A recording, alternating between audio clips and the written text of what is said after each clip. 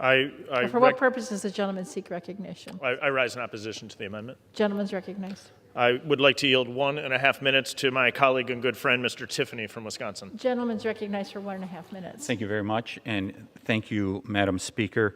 I rise in opposition to this amendment, but I want to talk about all the there isn't enough time to talk about all the crazy things in this bill, so I'm going to focus on the one provision I think that takes the cake and something that should have been put in this bill. The bill before us today, which I'm calling the Politician Enrichment Act, will force American taxpayers to fund partisan political ads. You heard that right, Mr. and Mrs. America.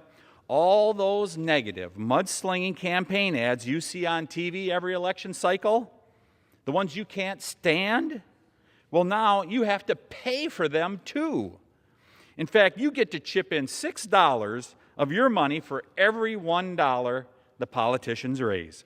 How's that for the swamp taking care of its own? But wait, there's more.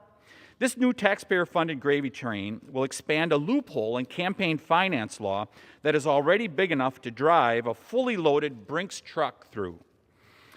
Madam Speaker, thanks to a generous carve-out in federal law, members of Congress are able to funnel campaign contributions into their personal bank accounts by simply hiring their spouses as campaign consultants.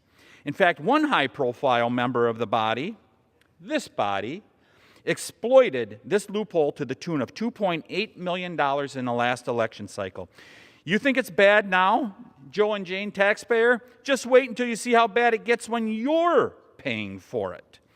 Madam Speaker, I filed an amendment with the Rules Committee to close this loophole, one based on, may I have 15 more seconds, please? I yield 15 seconds. Gentleman's recognized for 15 seconds.